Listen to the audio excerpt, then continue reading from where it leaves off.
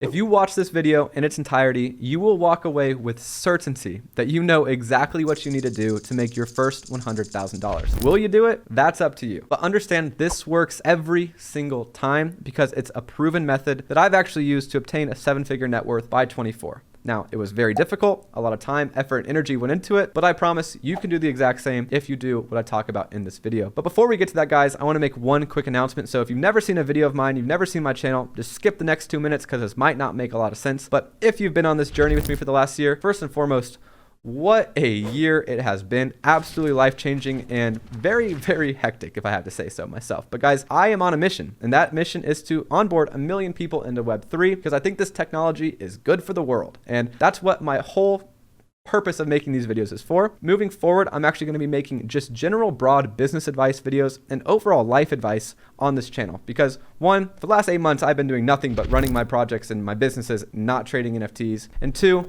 I really do think that this channel is about me and my journey, and that's what my passion is, entrepreneurship and running businesses. And I think NFTs are a function of a business. They are going to be the way business is done moving forward. But for now, I really want to try to kind of make more broad content that could help, just 20-year-old Brett skip a lot of the mistakes that he made. So I'm not stopping making NFT content by any means. It's the future, and I want to be on the ball as we go bearable. I'm making all my NFT content is now going to be put on WGMI Media's YouTube channel. So WGMI is going to be used as my NFT platform, my NFT education platform. I'm actually going to put all my business videos, kind of like the NFT agency stuff, the NFT go-to-market strategy, marketing, all of that on my LinkedIn because I just think that's a much more pertinent platform for that type of content. So by no means am I leaving Web3 or NFTs. This is really just so I can kind of help more people with general advice because a lot of people came into this space and followed my channel because they wanted to make money. And this is actually how I was able to make my money before coming into NFTs and was what put me in the position to do so well when trading initially. I really want to teach that to you guys. I'm making these videos, like I said, for my 20-year-old self. Hopefully anyone that wants to be an aspiring entrepreneur that's in that position that I was just 5 years ago can take these lessons and actually apply it to their life to help them succeed. And maybe down the line, you start a really successful business and we can work with each other on how we can actually implement NFTs into that business when that day comes. Let's go ahead and get into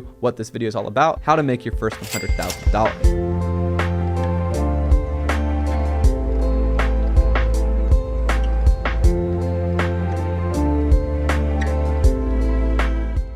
All right, guys, so let's just get into it. You're probably watching this video and you might even have doubts, but understand business in and of itself is simple and it comes down to one core principle. If you want to make a lot of money, you got to provide a lot of value to the world. You got to solve other people's problems better, faster, or cheaper. And if you can actually do that, then you're going to receive money in return. You give value, you receive value in the form of money. Very simple. And if you want to make millions of dollars, well, you have to solve big problems for a lot of people and somehow do it in the same amount of time as anyone else in the world that's only making $10 an hour. So how do you do that? The tried and true method, if you're a beginner entrepreneur and you want to start your first business, is probably going to be an agency model where you're learning a skill and you're selling and offering that skill to a company to make their business better because they don't have that skill within their business. And secret, guys, if you can make a business more money, you're going to make more money. First things first, you have to develop a skill. And again, guys, this is going to sound very simple. It's very similar to saying, how do I win an NBA championship? The answer is just make every single shot that you shoot. And if you can make every shot that you shoot, you're going to win an NBA championship. What's hard is all the practice, all those shots you have to take in practice, all the running, all the training, all the dieting, everything you have to do to make that possible. That's what is hard. But how to be successful in business is very simple. Learn a skill, be good at that skill, sell it to others. That's the step that you need to take. First things first, spend some time picking a skill. If you don't know what skill to choose, go ahead and watch my friend Sebastian's video. He made a great video talking about 44 business ideas that you can start in this 2022 recession. But understand, guys, it really doesn't matter what skill you pick or what business model you pick, because if someone's successful in that business model, that means it's possible for you too as well. I had a very big issue early in my entrepreneurship career where I would try drop shipping. I drop shipped for like 2 or 3 months, didn't really make much money, spent a lot of time on it, and I just thought that drop shipping was dead. And then I tried Amazon FBA for 2 or 3 months, shipped some products here, sent it to their facility,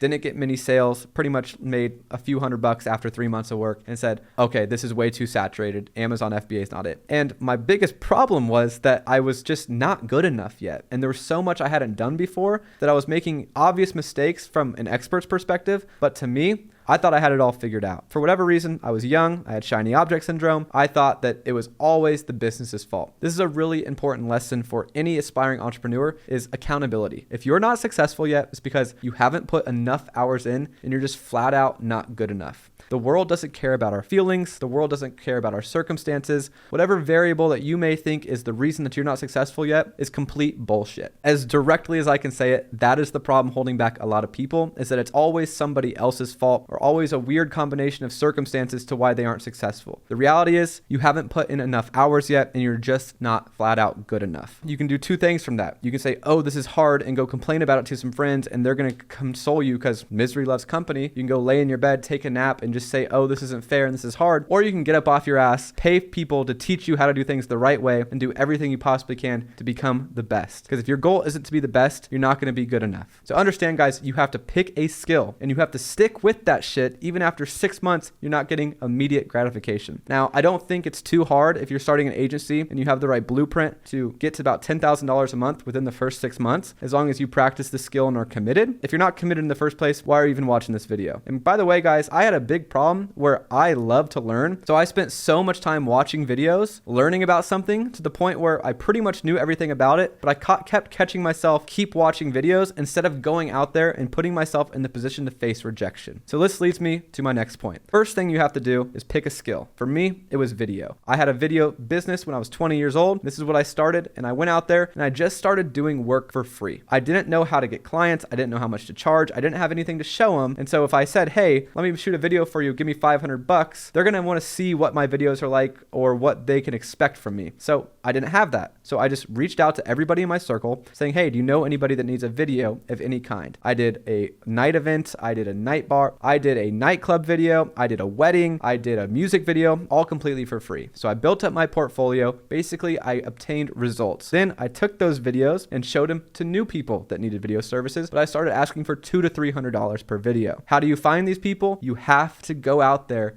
and ask. And this is the hardest part for new beginners, is going out there and actually facing rejection. One thing I noticed in all of my failed businesses before is I always spent so much time learning, so much time building, trying to make the perfect product or make the perfect website or have the perfect system down, that I was actually spending so much time because I was subconsciously scared of putting myself out there and potentially facing failure. Because the second you put that website out there, the second you run that ad, the second you get on that sales call, now you're in the position where it's either going to be a yes or a no. And everything that you were working on for the last 2 or 3 months could be for absolutely nothing in the short term. That's something you have to get over, and the only way to get over it is by doing it and failing fast. The goal should be to fail. The faster you can fail, the faster you can make a decision on if this is worth pursuing or if you need to go a different route. But the faster you fail, the faster you learn, and that's something the school system does not teach you. They actually teach the opposite, and I think it's very damaging for young kids. So first things first, build a skill, find clients, do work for free, use that free work to get real paying clients,